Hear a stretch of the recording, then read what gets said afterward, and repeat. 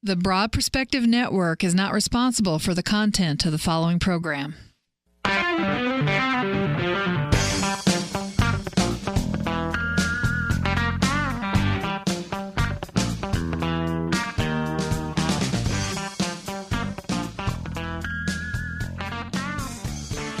Good morning, everyone. Welcome to The Broad Perspective on the Broad Perspective Network. We're glad you're with us today. I'm Vivian Komori. I'm Greg Barnes. And I'm Kevin Lawson. And Laura Feliz will be joining us shortly. She's running late this morning, but we wanted to get in gear here because we have a lot to talk about and not enough time to do it, that's for sure.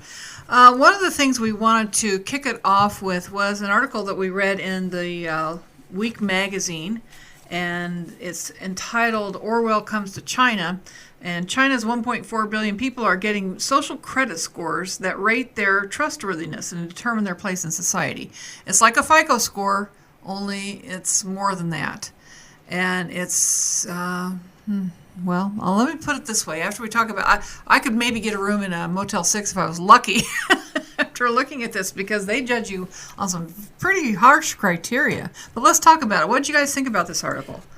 Well, first, I think we should enlighten our listeners with some of the criteria. Do you have them listed there? Let's get the criteria out there and deal with them. What is social credit? Well, it's similar to the credit score system familiar to many Americans, but along with financial information, which is what in this country we are used to our credit score being based on, China's version will take account a person's political activity, their social interactions, and purchase history.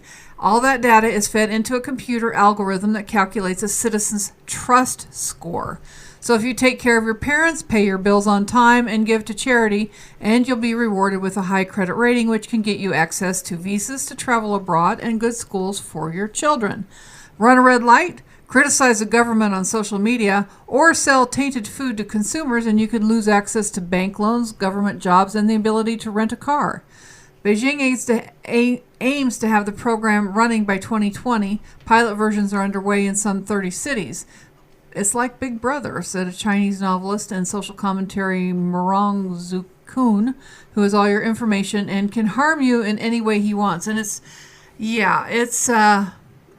pretty significant. And I know that some insurance companies in this country do check your social media, and they look at who your friends are, and they look at your habits as far as rating you as far as insurability, I suppose, or the ratings in that. So it isn't that far off from what we're doing here on many levels.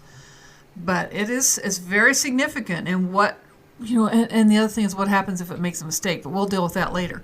But this is really interesting. So they're trying to, I don't even know if I want to say engineer, manipulate, but trying to dictate social behaviors with a reward and penalty system, which we do with raising kids too. Well, that's something that China has always done. This is part of the Communist Manifesto. This is part of what dictators do, is dictate social behavior so that they continue to stay in power. They, in a very narcissistic way, have taken on the responsibility of engineering society to be what they say it should be. Right. And this would just be a symptom or another tool in the tool bag for accomplishing that goal of controlling society. Right, exactly. Well, I would look at it a little differently. I think that they're trying to change society with incentives. I understand that we could look at things like invasion of privacy. That might be a big thing, especially with the American people being so strict about it. However, this might give the person in China who hasn't been looked at, who hasn't been able to afford the schools, who hasn't been able to go anywhere because of the fact they don't have the money, they can't get the loans because they don't qualify right now as China sets. It might give them the opportunity, because they're a good person under China's laws, to advance in the Chinese economy, whereas right now we see that the Chinese people are struggling. They're often stagnated and stifled, and I believe that it could possibly actually flip the Chinese people to become more honorable people in their dealings with each other, and I think that might be the actual goal rather than dictatorship. Well, that's interesting, and that is a good perspective. It's certainly another side of that coin, which is worthy of looking at. And it seems to me that the creators of this system probably has exactly what you're saying in mind, or at least that's what they're professing to people. But people like Greg and I who watch how all these things work against people and we've been more cynical over time, we can see the flip side of this as well. And it is hard to dictate trustworthiness and honor. Because to me, it boils down to if you're motivating people by fear, and no matter how you slice it, this is a fear-based manipulation. Because if you don't comply, the penalties are too harsh. In other words, to me, if a person's a good person, they're going to be a good person, no matter what. Now, you can pretend you're a good person and act like it, but that's not really the core of who you are. So well, the question then would be, would it matter? Because if you're pretending to be a good person, you're doing all these good deeds to get the trust score, as they say. It's a lot of people that you're going to have to treat good that you normally wouldn't. So then I would ask, would it matter because I'm being treated better than I would? Whereas I walk up to you as the peasant or the farmer and you treat me bad every day, but now you're forced to treat me right. You're forced to greet me with a good morning. You're forced to look at me differently because of the fact that you want the credit score. And I would agree that we've seen problems with Big Brother. That is something I think that all over the world is going to be a problem. But is society actually looking at it for what it is? It's already here. Everybody has a camera phone. Everybody has a social media, as you said. Everybody has, traffic cameras in their city. I mean, Big Brother is here. It's just how do we know it's being used? To what lengths is it being used, and where are we going with it? Right. And I think that in China, I think what they're trying to do is, like I said, I guess you could say jump over the fact that, hey, we're not even going to hide it anymore. I mean, we're talking about China. They don't hide anything. I mean, their laws are way different. They're to a point where you break our law, we're going to deal with you the way it's going to go. And I think that excluding from the fact that they're talking about, if you say something out against our government, that could be a point against you. I think if we look at every other aspect of that, because that's already been in China's implementation with them now, we know if they have their citizens speak out against the government, there are heavy penalties against them. I think if we look at it for what it is and look at if you are pretending to be a good person, how many of those people that are being treated bad now, the quote unquote poor or beggars, as you might call them, for lack of a better word, of course, how many of them are going to start being treated better because of the fact that these people are going to now be based on a score that's how good of a person are you? Right. Well, that's a compelling perspective, but I think now is a good time for me to say that I've never been to China. I haven't lived there. I haven't traveled there. I've only studied the economics of China and a little bit of their social structure from a government standpoint.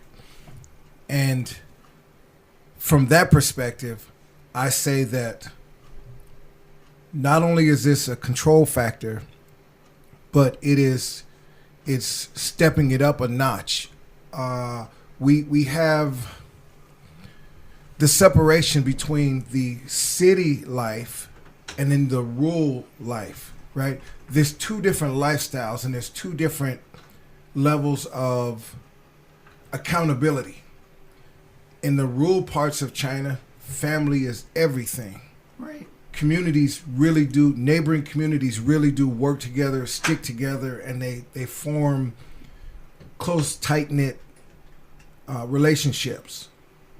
Whereas the city life is much more of a Big Brother situation where neighbors fear neighbors because you may do something that appears to be unfavorable to the government, and you have to worry about that neighbor turning you into the government.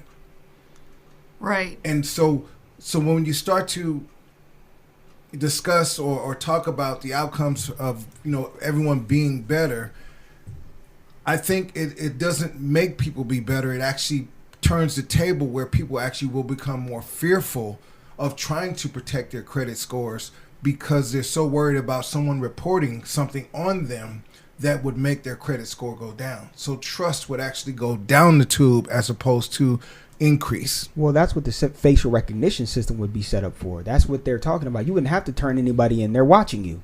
And that's what I'm saying. Right now, yes, you have people that want to turn somebody in for speaking out against their government or for whatever benefit they get. To whereas when you put a facial recognition system, as we do when the president comes to town, they spend weeks, months sometimes putting facial recognition up to where they recognize potential threats in that area, and we pick them up immediately. I mean, we have to think about where technology is at right now with supercomputers. We're not talking about your average laptop. We're talking about something that is right now on the second, gonna work immediately. And when something happens, I mean, let's think of the crime rate and how much it would go down, knowing the fact that every second of every day, everywhere you walk, is recorded and can be compiled into a computer where I know exactly what you're doing of every second of every day. Now, again, stress Big Brother. We have so much complaint against Big Brother, and I would agree with that. I'm not saying that I would agree that we put 50 million cameras up in, say, this part of California and they all watch us at all seconds of the day. But what I am saying is think about how far the crime rate would drop with them knowing that, hey, I can't make a move like that. But we kind of have that now here in this country on so many levels. We've got smart meters on our home. So they know every room that we're in, what we're consuming and when. They have drones flying over in one of our cities here in this area where I live that observes what's going on all around town all day long. We are already being surveyed and watched and paid attention to. So again, though, I get it, and I understand both of your points, but to me, I think the core, it still doesn't bring out the core of a person, because it's really when you're not being watched and when none of this comes into account, what's a person really like. So you can engineer the outer shell of a person and manipulate behaviors, and you're making valid points, Kevin. Maybe it would make the world a better place, but it's still, to me, it's not a trustworthy place, because in the deep, dark recesses of a person's soul, who are they really? Well, I would kind of piggyback on what you're saying, because actually we're still comparing a communist nation to a democratic nation, right? And trying to look at one system and see how it would affect both entities. And I think that for the communist environment, the communist government, the dictatorship, the rules of engagement will be completely different, because the laws are set, in other words, where they could definitely issue out capital punishment for infractions, as well as, you know, that they can withholding abilities to function. Exactly. Yeah. With these types of massive controls over the people, then it's much, much easier to inflict consequences for people not conforming to any behavior at all. And that's what I would be saying. Are they skipping over the subtleties? I mean, you just said it plainly, that here in America we have everything set up where we think we're watching people outside the house, when in fact we're being watched inside the house. We have dash cams that watch both outside of our vehicle and inside of the vehicle. And we've been through serious documentation where we've shown that these phones can be looked into with the pictures that we take, with the emails we send, with the text messages, recorded phone calls, even all the way down to the Patriot Act, which got repealed.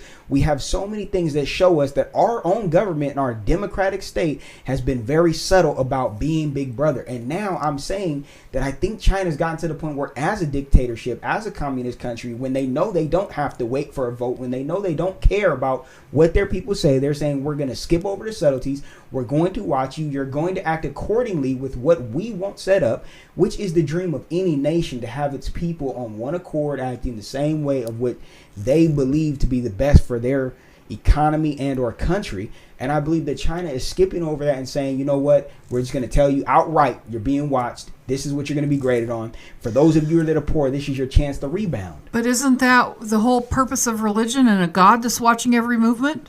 It's reward and punishment, same thing. It would be the purpose of religion, I would agree. And yes, if religions were right now practiced the way that they were imposed in the beginning, meaning if religions were practiced with the same amount of, like you said, loving, giving, charity, and all these different things that made up a lot of the religions that are the good parts and the aspects without the manipulation or the power control trips that we're seeing right now within all the religions, then yes, it would be that. But the fact is that we have rulers, whether they be called presidents, kings, or dictators, and those rulers make decisions for all of us where we live. We are citizens of that land. And for us that are in the Democratic state, we make votes and we hope that those votes go through. We don't always get our way, but we come to one accord based off of majority rules. To whereas in a communist country or a dictatorship or a monarchy, I should say, it's made by one person and his advisors. And that is based off of what we think is best. So which is better? That's moot. It's left for debate. Well, we're going to debate it some more when we come back. We're going to be back in just a moment with more of the broad perspective. So stay tuned. We'll be back in a moment.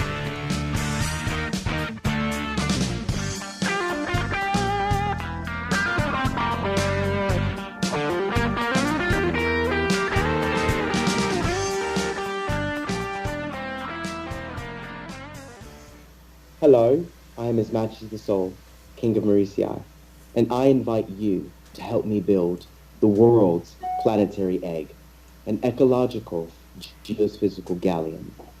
It's approximately 180 acres, and it is home to 3,000 researchers from around the world. It is the world's first sovereign planetary independent jurisdiction that has the capability of advancing and progressing and fast-tracking every aspect of innovation, helping us redefine what it means to be human in a new world. So check out our website. It's www.mauricii.com. MORACEAE.com. I look forward to seeing you, and please contribute, donate to the GoFundMe page. I look forward to meeting you, and let's build the planetary egg. Thank you.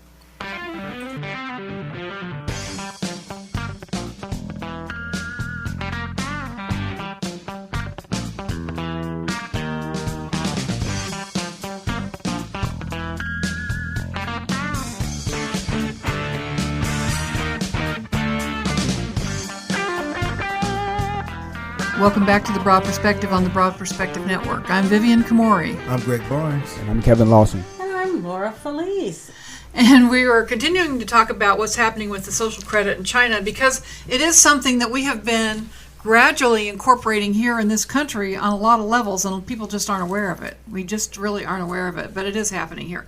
One of the things that we mentioned in passing in the last segment is that what happens, what does this impact? Well, I'm going to tell you what happened to one gentleman who actually they made a mistake. And it'll happen like everything.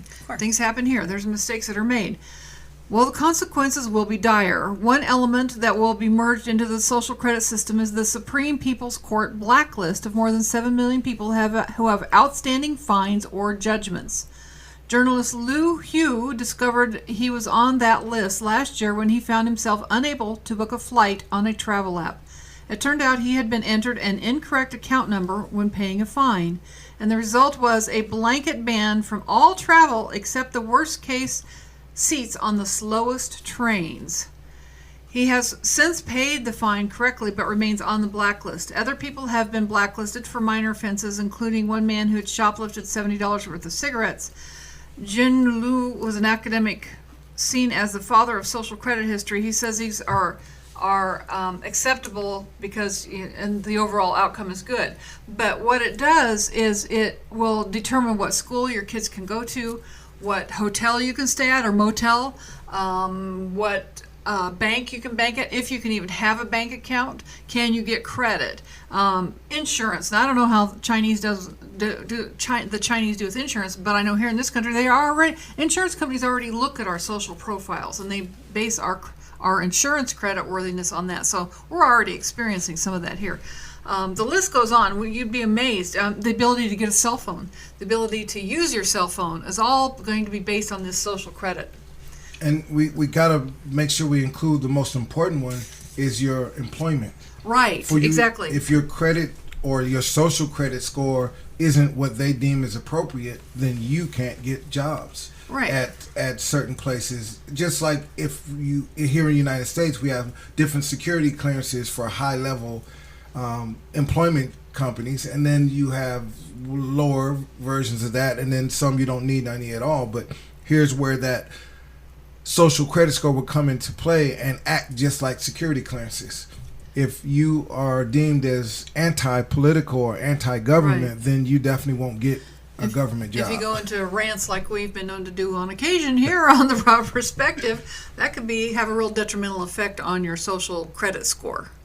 So, yeah, go ahead, Laura. So it's taking away everyone's voice to have any kind of dissent? Yes, correct. But in communism, do you have a voice anyway? No, you don't. They're not allowed to have any kind of public protest. It's actually against their laws, I believe. Well, Tiananmen Square, case in point. Well, yes. It does happen, but there are dire consequences. Right. And what about the person that has some sort of tragic accident and he can't work and he can't pay his bills and he's not able to participate on social media or participate in anything because he's laid up somewhere somehow? What happens to him? He just... Well, no, though, that's still, I think there's still his score would go down, just like here in the United States. Like if we can't pay our bills, then our credit score will go down. Then his social credit score will go down because he's... Through an accident, not of his own fault, just for example. Right. Because even with us, if that happens to one of us in this country and we don't have appropriate insurances, then those bills are going to be outstanding and our credit score is going to go down. Okay, so it's taking away context to situations. It's taking away... What was the other one? Well, there's no such thing as an accident. I mean, that's the bottom line. Go. That's the bottom Either line. you can do it or you can't do it. Here we have, in California, we have like no-fault accident insurance and stuff like that. I'm just saying, So we don't care why you can't pay your bills. We just know that you're not paying them. You're a total wasteoid because you can't pay your bills. We don't care if it's because you had an accident that Absolutely. may not have been your fault. Absolutely. And it's that way here, too. It's the way it is here. Right. You're not paying your bills. It's the same thing. Which deems you as a non-productive citizen. Right. But if you're in China, see, there are redemptions because you had an accident, you can't pay your bills. But are you still helping charities? Are you still taking care of an invalid family member? Those things add to your credit worthiness in China. Those are called social or corporal acts of mercy, corporal acts of kindness, things that you're still doing, that you're capable of doing, that would boost your score. It's not just based on whether or not you can pay your bills. It's about who you are as a human being. That's it. They know if you're taking care of an invalid. No, they do. They do. So that's another criteria that we didn't discuss earlier was volunteerism. Right. And how much you're contributing to society, even though there is no paycheck involved. Right, and it is mentioned in the article that they do get points for that, for doing charitable works or taking care of an aging parent or family member, someone who needs care. Go ahead, Kev. And again, I would stress it again. Is it going to be better for the person that's poor right now in their economy? I mean, we have restaurants over there that are saying you pay with a smile. That's in a part of the article. So is a simple smile going to boost your credit score? If all you had to give was a smile every day and a good morning every day, how much greater, let's think about it in the American society, how much greater would it be if every morning of every day you got a good morning, Miss Komori, good morning, Mr. Barnes, good morning, Mr. Lawson, good morning, Miss Lee.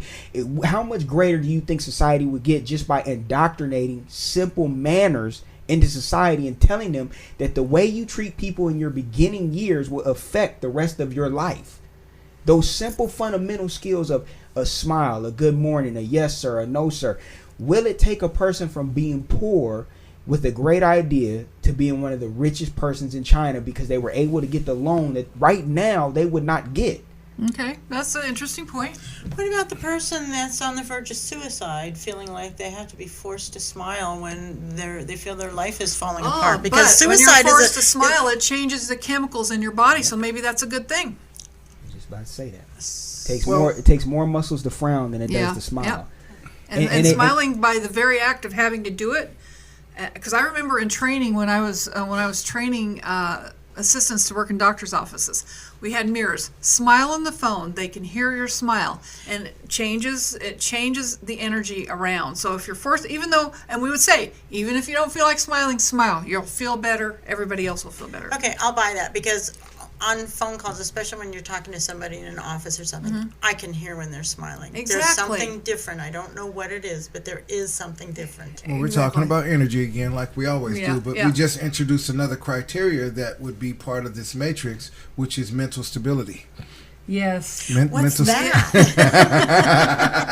And I'm sure that China has their issues just like everybody else, and they may really have them now with this forced behavior, or let's say incentivized behavior. And I just want to say real behavior. quick that I think it is very important that we deal with this issue, because we tend to think of China as this developing world where it's nobody, right? It's not the norm of society. But when in fact China is the testing ground for the entire rest of the world when it comes to control over the people. This is where they I don't even are like that phrase. practicing what they want for the future. They're doing it in China, and it's being implemented around the world. Well, like most new things, there's always going to be an upside and a downside. And just because somebody can do it doesn't mean we should necessarily, because there are always going to be people that fall between the cracks through no fault of their own.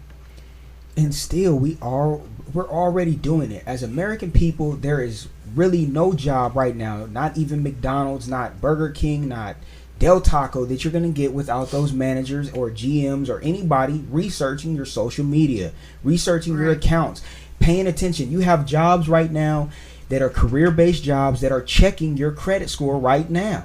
To where when you apply, they are running your credit score, and if you have a low credit score, they are not hiring you because of that. They're not hiring you because of you want to go out on the weekends with your friends and have a good time and have a drink, and you guys had a good time and posted it all on social media. You're fired or you're not hired, and that's what it is. So China is really taking the subtlety out, because they do not have to wait for a vote. They don't have to wait for the opinionated people that America has, because we have those rights afforded to us.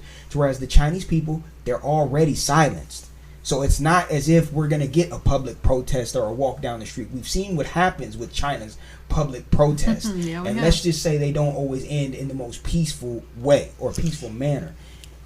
So that means you're forced to kowtow to whatever it is they decide. You have no right to protest, even if the majority of the people don't want it, until it breaks out into social revolution. But understand, that's their laws now. Right. So what you're saying is no different. different. See, you're looking at it from the perspective is, if America came out with this policy right now and said that we're gonna put something in a system where everybody's gonna be on a facial recognition system, your whole credit score and everything that you've ever worked for in your life, all those bills that you paid is gonna go out the window. We're all gonna start from 650, and it's gonna go off you smiling and giggling and taking care of the homeless and all these other things. The American people would immediately go into an uproar, because everything is changing, and all the stuff that our families have worked for generations, and all the stuff that we've worked for from the time we were 18 to the time until we die is now being thrown out the window because we didn't smile. See, it would take a lot of our rich and prestiged people, if you will, and it would bring them right to the bottom barrel of poverty.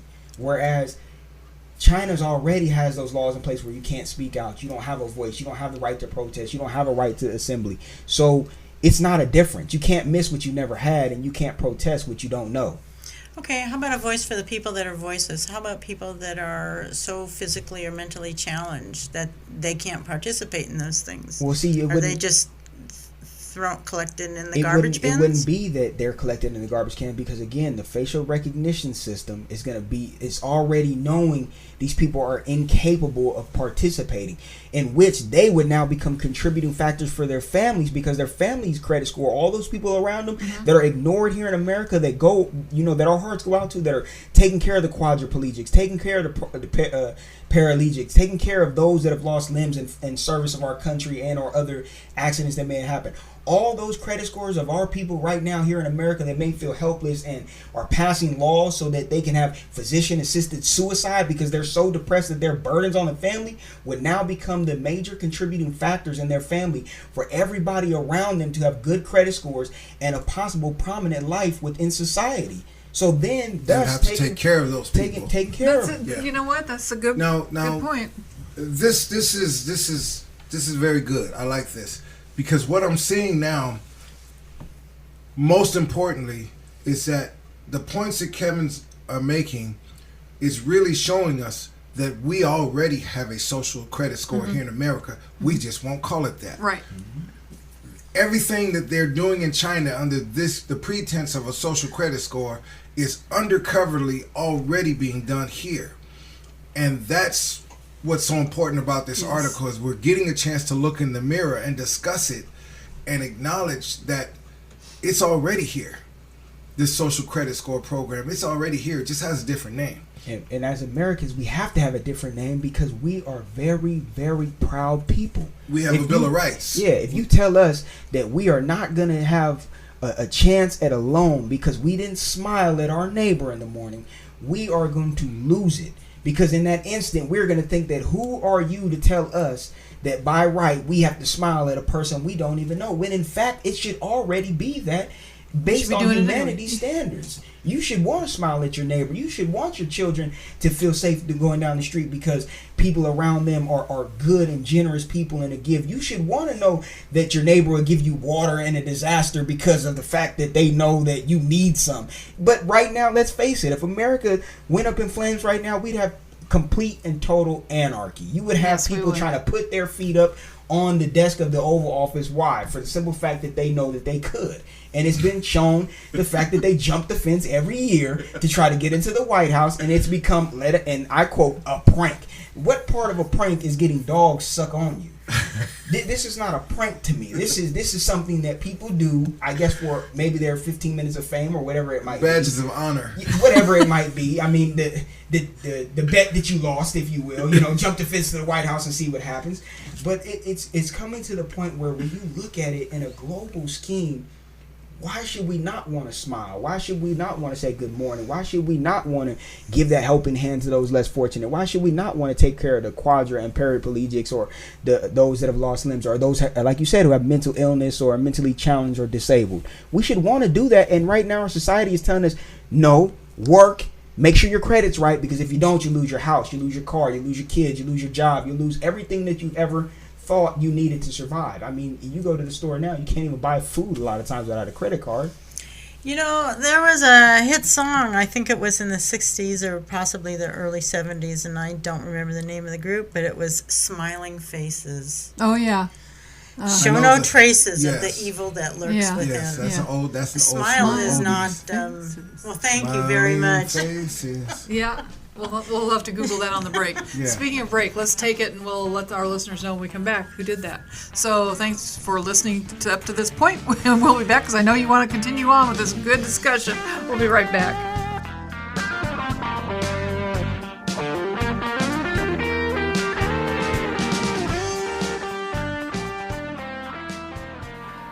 The 12th hour.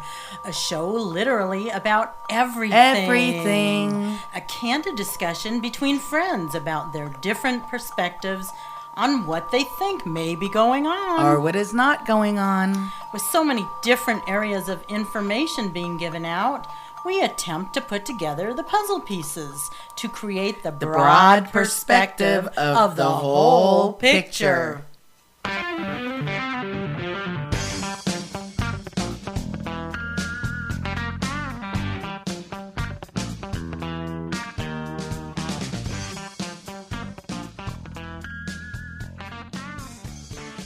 Welcome back to The Broad Perspective on the Broad Perspective Network. I'm Vivian Komori. I'm Greg Barnes. I'm Kevin Lawson. And I'm Laura Feliz. And wow, this is an interesting discussion. There are pros and there are cons to this. And I have to tell you, when I first read the article and shared it with our friends here, all I was thinking of was the cons. But in this discussion now, thanks to Kevin and actually the questions that we've all asked, I'm seeing that there are some pros, and there's really not much different to what we're experiencing here in this country. So we're going to talk about that. What is different from what they're proposing and what we do here, and what is alike? Go ahead, Greg. Well, you've heard it numerous times where they say you can't legislate morality. Right. Right? Because, we have laws against murder, but what happens? People still commit murders, right? For various different reasons and so forth and so on. But now here is a subtle tool that actually incentivizes moral behavior because they're monetizing moral behavior. Right. Because your behavior is now directly tied to your financial future and your quality of life. or the lack thereof because of your lack of social behavior. They have done it without, and I go back to this, but they've done it without the church dictating all of that. Yes. Because other countries, and especially this one, has used the church to dictate moral compass, because God was watching, and that was the only way we were going to have salvation or punishment, was because God, whatever you want to call him or her, was paying attention. Well, China isn't using any of that. It's the government. Somebody's always watching us. I mean, that's the bottom line. Now it's the government. And so there's some way to keep people in step, keep people doing what is. But fortunately, at least I think they're doing it in a way that's productive and positive, because, yeah, people should take care of their own. People should take care of people who are mentally ill and who are physically handicapped, instead of having to institutionalize them, instead of having to push them aside and not take care of those people who are so needy and need of care. And I think China has a provision for that in this whole process. Well, I would say that this is a great example of, and I'm going to keep my pessimistic view of this program that's instituted, right? We always say that the best place to hide a lie is between two truths. So the best way to hide an atrocity is between two good things, right? It's going to be great for us to all smile and treat each other better, right? But is it going to be a good thing for them to have full control over society? And I have to say no, because now we are functioning as a dictatorship, but we just don't have the name on it. So we're living a lie and being treated, well, I mean, we're doing it now anyways. We think we are free when we are in fact subjects and property of the United States government. But it becomes more apparent and more obvious if once this institution of these criterias are being measured, and society becomes more aware that yes, everything we are doing is being measured and taken into account, and our bond that's attached to every fictitious business that everyone has, right, which is our legal fiction. Everyone has that, and everyone has a bond that's attached to that birth certificate and social security number. That's true. And so that bond is actually your social credit score already in this country. Yes. And we once we become more aware of how that system is working, then we can see that what China is doing now isn't any different from what we're doing now. And then we can measure here in the United States, and then and abroad for that matter, because it's the same thing everywhere else. The names just change on it. But the question is we'll be able to better measure, is that a good thing or not? Well, I don't think we'll be in a robotic state. I don't think China will be in a robotic state, if that's what you're referring to, because of the fact that human nature is still human nature. I mean, you gave an example of, we condemn murderers, actually. We actually put them to death in a lot of states. And the fact is, that's not going to stop. See, I believe that the crime rate will go down, but human nature is still human nature. People are still going to get mad and commit crimes. People are still going to have drug addictions. People are still going to run those red lights. People are still going to do a lot of different things that is human nature. But I believe what it's going to do is make them stop and think, as we do right here in America. When we start spending too much money, we stop and think and try to rearrange our finances to come up with a better credit score. Well, I think what they're going to do is in a more morale way. They're going to make you stop and think about, how are you treating people? How are you behaving? And I don't believe that they'll be in a robotic state, because honestly, some people won't care. I mean, we've seen dozens of homeless people, some of which care about being homeless and some that don't. And you have people, because people are individuals and people have different responses to situations. Some will care about their credit score and will change. And you will see the economy change, and you will see the smiles change, and you will see the people around them change. And other people, on the other hand, will be Mr. Scrooge, and they will continue to be Mr. Scrooge, and they won't care what you say, and they won't care how they treat people, and they won't care about the red lights or selling rotten food and all these things. But obviously, China is identifying that their businesses are having a problem, because they're looking at the rich and giving the rich the good meat, and looking at the poor and giving them spoiled meat. See, they're seeing there's a problem with their moral values, as you pointed out, with godly values, if you will. And again, no matter what you decide to call this person, but I would say organized religion's values, which is, good to your neighbor, good to the people around you, giving charities, taking care of others, treating those the way you want to be treated. All those things are in every religion, no matter if you're Christian, Muslim, Jewish, Catholic, Buddhist. All those things are afforded to everybody to treat people the way you want to be treated.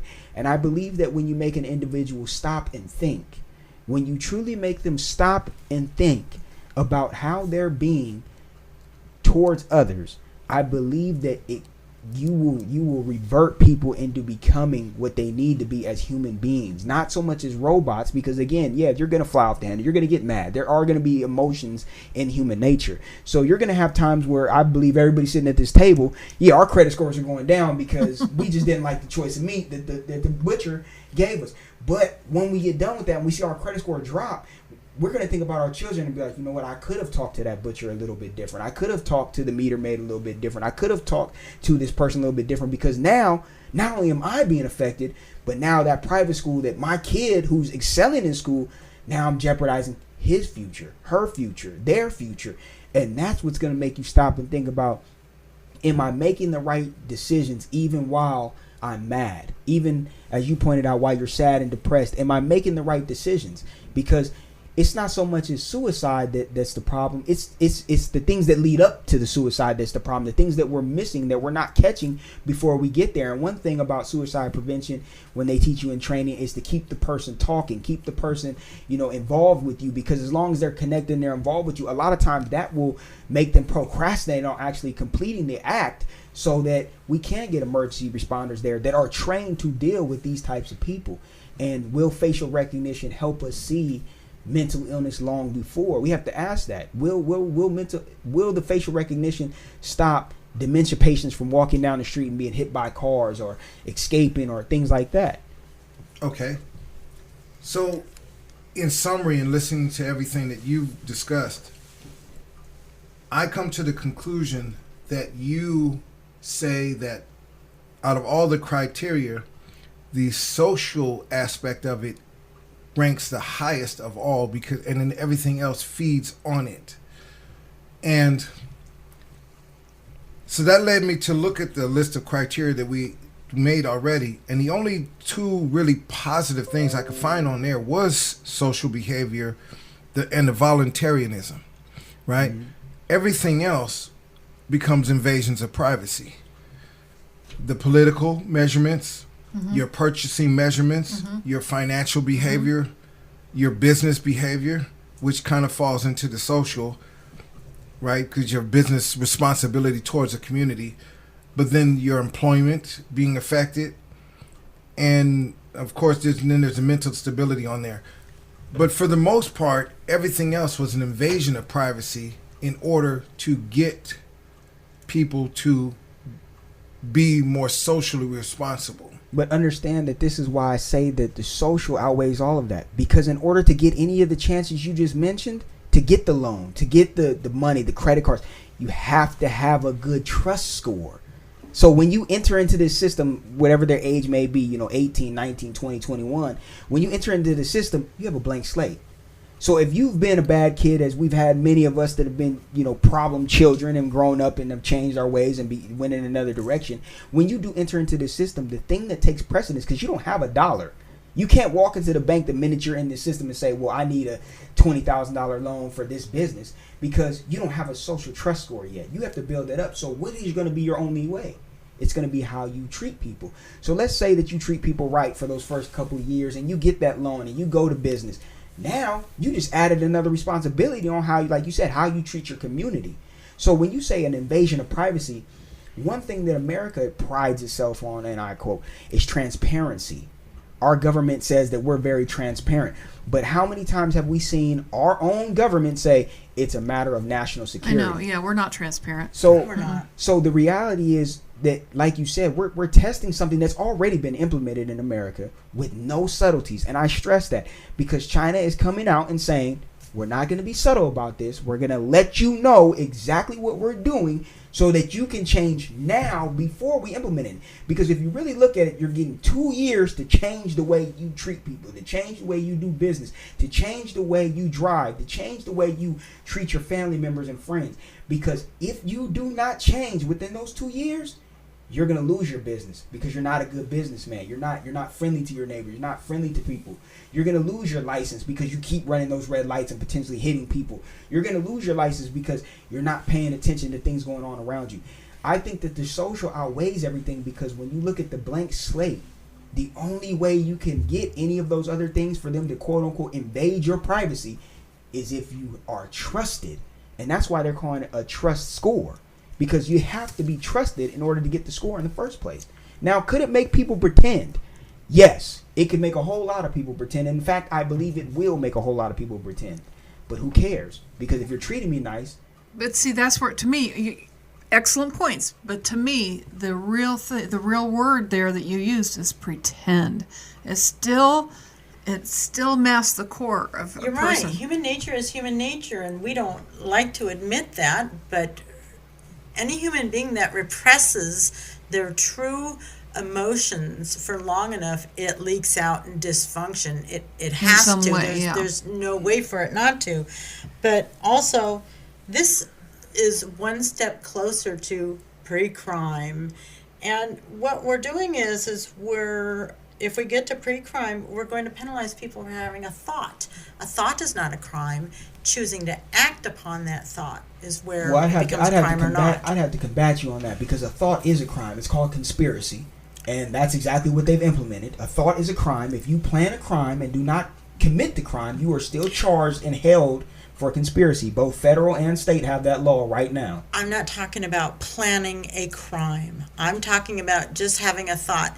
Oh, that man made me really angry. I wish I could go up and smack him in the face. That's a thought, but you didn't go up and smack him in the face. And once you verbalize that, again, it becomes conspiracy. That's what conspiracy means. You conspire to commit an act.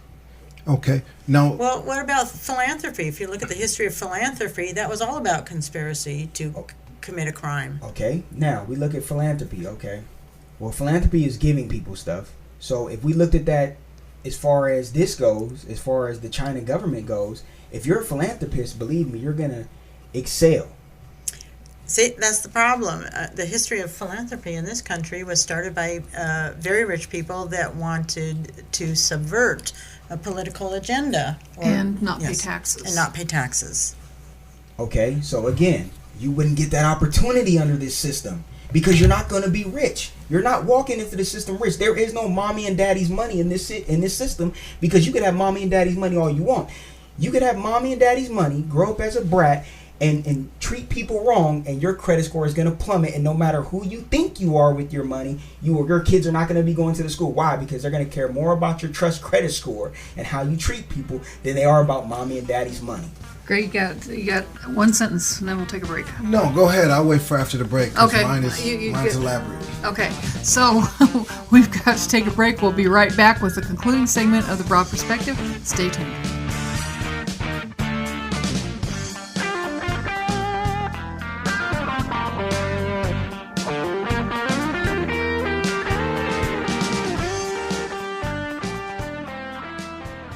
BPN. Join the awakening. The Broad Perspective Network is a portal designed to reveal a new perspective and reality to those who wish to know the truth about the world we live in and our role in it. BPN. See beyond the illusion.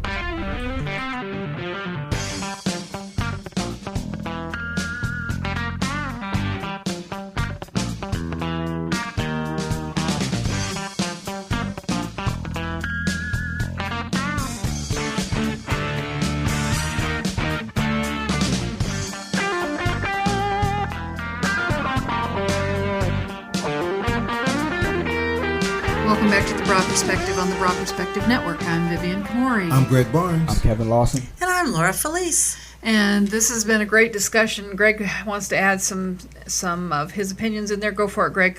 Well, even though, again, there's some very positive aspects to the whole social part of the criteria, I find that those attributes will be misused by the algorithms that will be attached to the credit scores, because what they'll do is begin to form curves of information based on prior histories over time, that if your credit score is at this number, then you are more likely to commit crimes or break the rules.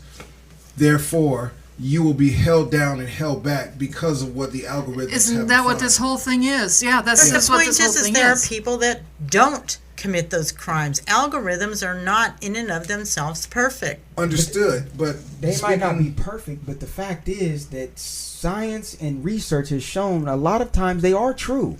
I mean, right here in America, we already have the picked out inmates for the future. And that's the crazy part about it. These inmates that we're talking about are not even 18. They're not even 15 a lot of the times. These censuses go out to say that if your parents are addicts, if your parents have been incarcerated, if your parents have been divorced, all of these things are censuses which show that you're very likely to be in the category of a divorced relationship. You're very likely to be in the category of a battered, or I should say domestic violence relationship, or a drug, or you become a drug addict in the future.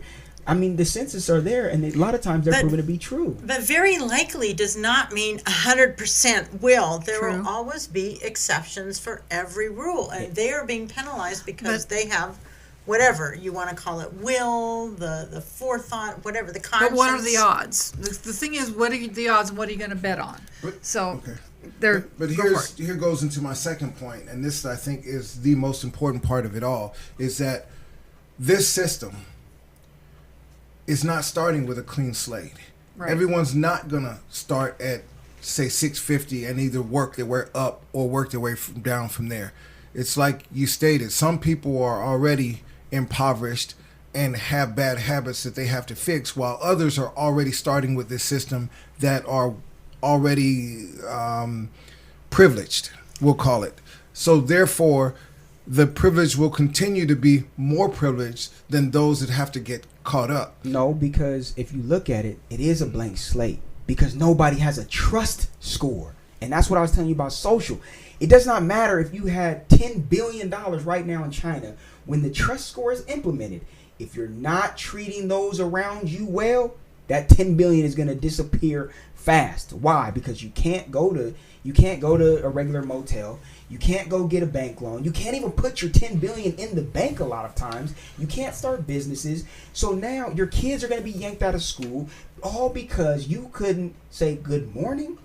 Now think about that for a second. What about the person that's being bullied and bullied and bullied and bullied, and they resist, and finally one day they can't take it and they smack the guy in the face? Okay, but again, the person that would do the bullying's credit score would be going down, and again, the facial recognition system would show immediately, right away, this is already occurring. So when that does happen, again, would it be fighting crime to know the situations beforehand, to know why my kid decided to take that gun to school and shoot 5 different kids? Why? Because he was getting beat up every day after school and I was at work and didn't know anything about it, or that teacher that was touching my child and we didn't know anything about it. Would the facial recognition system combat all of that? But again, that would be relating this whole conversation back to America's problems. Okay, but what about the people that have either the money or resources or teams of lawyers that are already very good at hiding their crimes? Well, it's different in China, because it doesn't matter how much money you have. Do something that goes against that law. You could have all the money you want in China. Say something against the government, and I want to see how long you last. You could be the richest person in China's government. If you speak out against that government, I promise you, you will be in jail. I don't care how much money you throw at that government. You know, there's not a country on this planet that doesn't have pluses and minuses, things that they do very well, other things that they don't do well in. Here, at least for now, we have the right to be able to criticize our government, but that doesn't, in the criticizing of some of the things that we all see of our countries maybe not doing well, they could do better on, that doesn't mean I don't want to live here. I'd still rather live here than anywhere else. But unless we acknowledge what's not working, how can we fix it? I'd like to respond to Kev. The point that you make about the social aspect of it all also suggests that the social criteria has a high percentage of value amongst all the others. And I didn't get a chance to read that part in the article. Is this evenly spread out value? Everything has 10%, or they don't define the algorithm. Right? They don't define the algorithm. So we can't. It's right now. It's an assumption that the social aspect has a high value, whereas see a person could be very strong politically, very strong with their purchases, very strong financially, business and employment. All those could be very strong, but they have low social. That doesn't necessarily say that their score would go down so dramatically that it would equalize them against a person that only has social and voluntarism and don't have all the other things. Okay, let me ask you this. How are you strong politically without being kind? There is no politician that hasn't smiled in all of our faces. None. Let's look at China's debates. A lot of times when we look at their political debates, they end in fights. Even in Korea, they end in full-blown, all-out brawls. Sometimes in Australia, too. I've seen them. And what it's doing, again, they are seeing that they have a moral problem. They're not talking about finances. They know that their economy is messed up. They know that, some people are rich, some people are poor. I mean, we could even go to Mexico being one, I believe, the third richest economy in the world, but yet the most impoverished citizens. They understand that, hey, we have a problem with the money that's circulating throughout our economy. But they're saying what supersedes that, and they're showing you what supersedes that is we're having a moral dilemma where even our politicians, the people that are supposed to be talking for the people and getting things organized and getting things ran in the dictatorship that we have set, they can't even have a simple conversation without coming to blows. And we see this right now in America. A lot of people will stay away from topics like abortion, politics, religion. These three things will spark and ignite fires, and have been sparking and igniting fires within our own parliament that is ridiculously, it's fuel. And we're very cautious around these subjects. Whenever an election comes to be, you'll hear one side where they're for abortion, the other side where they're not for abortion. And that'll be talked about for weeks. But when they talk about, money spending on the military, it's all right, we're going to approve $22 more trillion, and all right, that's the end of that discussion. Let's move on. So when we say, we're going to raise taxes, all right, we're going to raise taxes for those of you that are poor. We're going to keep the little taxes for those of you that are rich. And we're going to give all the businesses a tax break. All right, let's move on. But let's talk about religion. And then we spend another 3-4 weeks stuck on, well, is Barack Obama from a Muslim country? I mean, how many weeks did we hear about that? Barack Obama being a Muslim. We heard about that for so many weeks, but we never talked about the actual aspect of who he was as a person and individual. And when we did, we found out he was a good person, in which case, like I said, you wouldn't be able to have politics without being somewhat of a good person, at least by face value. Our laws are based on feedback from the people of this country, supposedly. And if we don't have a voice to be able to disagree, I mean, that means we're counting on these people to pass laws that benefit us. I think being able to disagree is important. Well, let me reaffirm this. Our laws are based on feedback from the people that could vote. Because the two people sitting in this room right now, if we would have been talking about law, the two women sitting in this room, you guys wouldn't have had a say so. And the other two people sitting in this room would have been in shackles and definitely wouldn't have had a say so. So when we look at that, when we look at that, the feedback is outdated. And now we have politicians trying to fix that. And we have people trying to fix that, which in fact I am very grateful for. But there is still a problem. And the American government is suffering. And we see ourselves suffering because of the fact that we refuse to change or admit. Sometimes you don't need subtlety. You need somebody to blatantly tell you this is how it's going to be. Okay. Very interesting. Wow. And here we are running out of time. We have 1 minute left. Do you want to throw something in there? Got a sentence, Greg? Well, I think we can end this on the note that we already do have a social credit score implemented in this country. Some call it the police state. Some call it Big Brother. And others call it just a big lie. Yeah, there you go. Right. But the fact is what we have it. We have it. We just don't relate it to because it's not out in the open. I think this is a good subject. You have one sentence. I'm sorry I was late. I can't wait to hear the recording of this. We are on YouTube now, aren't we? Yes, we are. And check out TBP Radio. We're going to have a whole new website as well. So thanks for listening, folks. This has been a very, very interesting discussion. I think we're going to have to pick it up and talk about it more on a subsequent show. Can't say next week, but soon. This definitely has been fun. So thanks for listening. Remember, join us same time, same place next week where it's all perspective. Join us and broaden yours. Thanks for listening.